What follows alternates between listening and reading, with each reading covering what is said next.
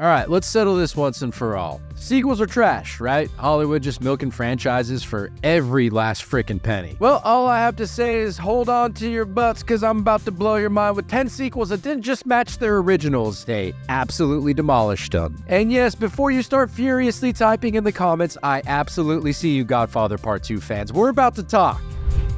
You suck, you jackass! Howdy, thanks for clicking on this video to see what this jackass has to say. I appreciate you. Now I know what you're thinking. How big's your penis? I get it. Another sequel list, really? But please, hear me out. I didn't want to just bore you with your typical cash grab follow-ups that make you question humanity's creative bankruptcy. Today, I just chose to dive into a rare breed of sequels that understood something extremely crucial. A great sequel doesn't just repeat the formula, it happens to evolve it. The best sequels take everything that worked in the original, throw it in a blender with bigger stakes, deeper character development, and often a healthy dose of what if we crank this up to 11? These are movies that aren't afraid to take risks, go darker, weirder, or completely flip the script on what came before. Now, before the comment section turns into an absolute war zone, let me address that elephant in the room, The Godfather Part 2. Yes, it's a masterpiece. Yes, it's one of the greatest films ever made, but this particular list is about sequels that are better than their originals, and I, for one, am gonna die on the hill that the first Godfather is the superior film. Come at me. Also, because apparently my top 10 list just can't survive without an honorable mentions list, here's some that just missed the cut. Toy Story 3, because that nearly had me in tears just thinking about it. Evil Dead 2, because that's one of my favorite series of all time, and it's just pure chaotic genius. And of course, Wrath of Khan, because it's mandatory. But because it's a top 10 list, you know, sacrifices had to be made. And one more thing, you won't see any MCU movies here because let's be honest, that's basically its own universe of sequel madness. If you want me to rank those superhero follow-ups, smash that like button and let me know because I've got thoughts. So while you're here, let's unpack some of these takes because we're counting down from number 10. And trust me, I'm a doctor. When you see what takes the top spot, you'll understand why this list is about to break the internet. Oh, you got jokes, rookie? I'm kidding. Calm down. I'm not that important. I just like to make these videos for the love of the game. That said, let's get into it. Swinging in at number 10 is Spider-Man 2. Now, I know there are some who fervently hate this installment, but I think it's one of the best superhero sequels. Hell, one of the best superhero movies ever made. I like to think of it as the gold standard for how a superhero sequel can take everything that worked in the original and elevate it to new heights. While the first Spider-Man film introduced us to Peter Parker's world and his struggle with great power and responsibility, this sequel dives much deeper into Peter's personal conflicts, making him much more relatable and the stakes much more compelling. I think one of the film's greatest strengths is how it balances thrilling action with genuine character development. The introduction of Dr. Otto Octavius, Dr. Octopus, brings a villain who's not just menacing, but tragic and complex. And this in turn raises the emotional stakes for Peter and the audience. The action sequences, especially that iconic train fight, are more dynamic and inventive, and the visual effects took a significant leap forward from the first movie. But what I think really sets Spider-Man 2 apart is its willingness to let Peter Parker fail and question his own past. Yeah, I know the film essentially borrows the Superman 2 playbook, with Peter giving up his powers in pursuit of a normal life. Unlike a mere retread though, Spider-Man 2 uses this trope to build real tension. Peter's struggles with responsibility, love, and identity feel earned, and his eventual return to heroism is both triumphant and bittersweet. This choice not only humanizes the character, but also makes the threat of Doc Ock feel insurmountable, forcing Peter to reclaim his role as Spider-Man when the world needs him the most. Spider-Man 2 improves on its predecessor by deepening the story, raising the stakes, and delivering some of the most memorable moments in superhero cinema. It really is a sequel that understands its hero and its audience better than ever. Shooting its way to number 9 is the James Cameron classic, Aliens.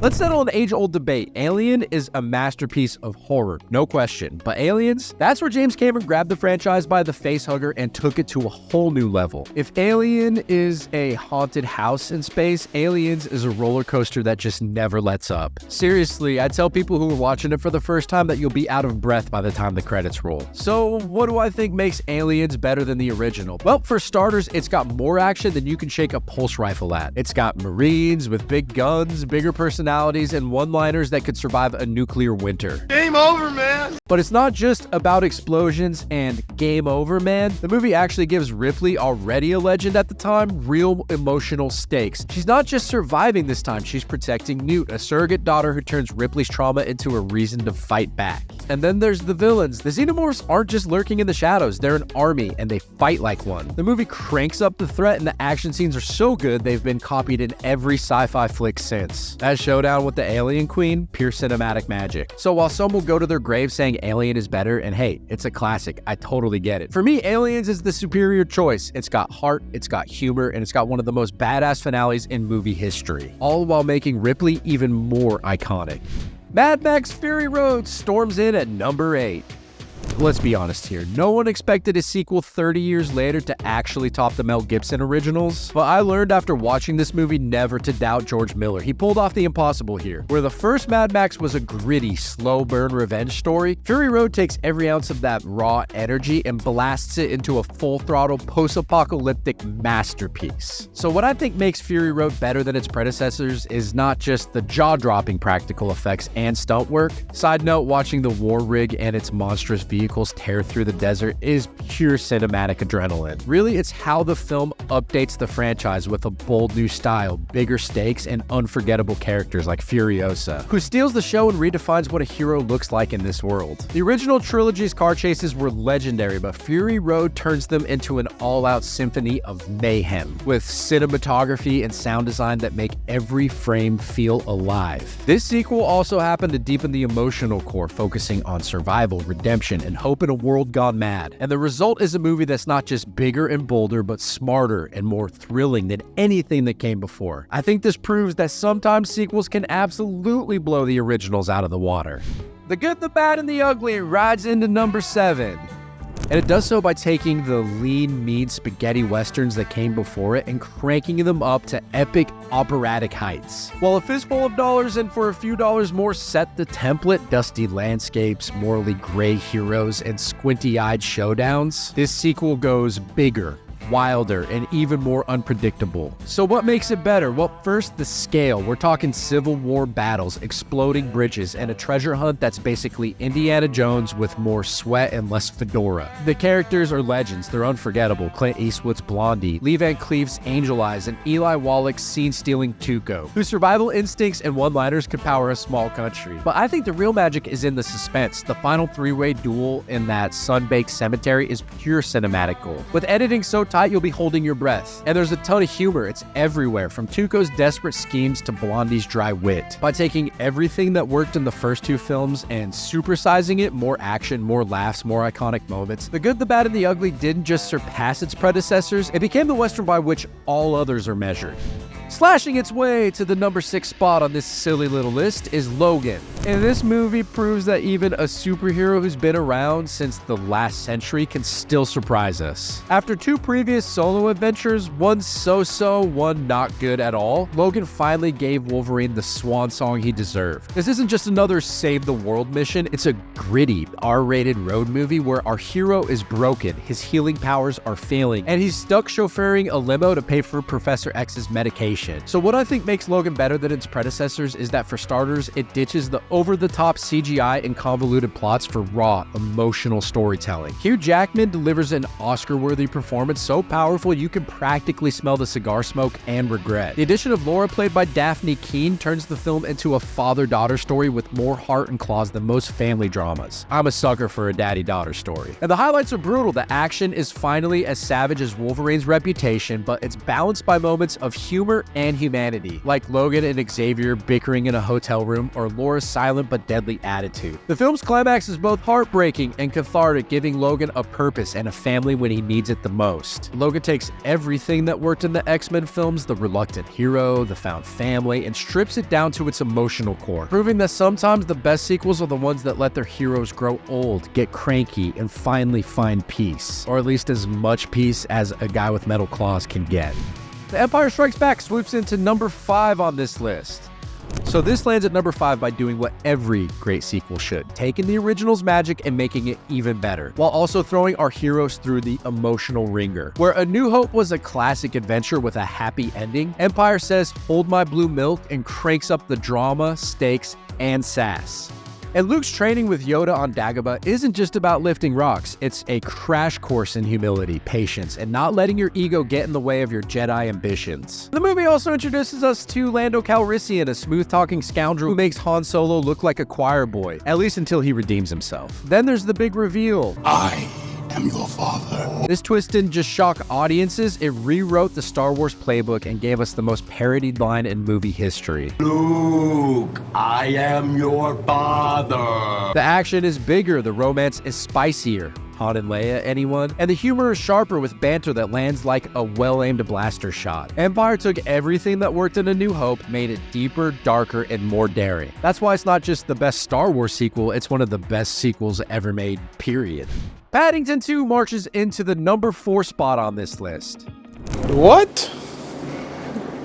Bro, what are you talking about, man? Wait, you put this over Empire? Bruh, you're not a serious person. Listen, hear me out. I get it, this isn't most people's cup of tea, but this movie had absolutely no business being as good as it is. The story is bigger and bolder. Paddington gets framed for a crime he didn't commit, ends up in prison, and turns the place upside down with his good manners and killer marmalade sandwiches. The humor's sharper. The villain, played by a scene-stealing Hugh Grant, is hilariously over the top. And the emotional stakes are real. Even in prison, Paddington's relentless optimism brings out the best in everyone, from hardened inmates to the prison chef. The highlights are the pop-up book chase, Grant's wickedly funny disguises, and the way Paddington's kindness literally changes the world around him. Plus, the film's visual style is a love letter to classic slapstick and old-school London, making every frame a treat for kids and adults alike. With all the heavy hitters on this list, Paddington 2 stands tall by being as heartfelt as it is hilarious, proving that sometimes the best sequels come from the most unexpected places. In other words, don't judge a book by its cover.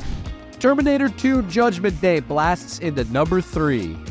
Honestly, no one expected this sequel to be as good as it was. But James Cameron somehow took everything that worked in the original, the relentless action, the killer robot, the time-traveling mind-benders, and turned the volume all the way up. Where the first Terminator was a gritty, horror-tinged thriller, T2 flips the script, turning Arnold Schwarzenegger's unstoppable killing machine into a tough but surprisingly tender father figure. Linda Hamilton's Sarah Connor evolves from a victim, terrified waitress into a battle-hardened warrior, and the introduction of John Connor adds a whole new emotional layer. The film's action's legendary, from the truck chase to the insane hospital escape, but it's really the heart that makes it special, as the Terminator learns about being human and even tries to crack a joke or two. With groundbreaking special effects at the time, a villain as terrifying as the liquid metal T-1000, and a story that balances spectacle with real emotional stakes, T2 didn't just surpass its predecessor, it redefined what a sequel could be.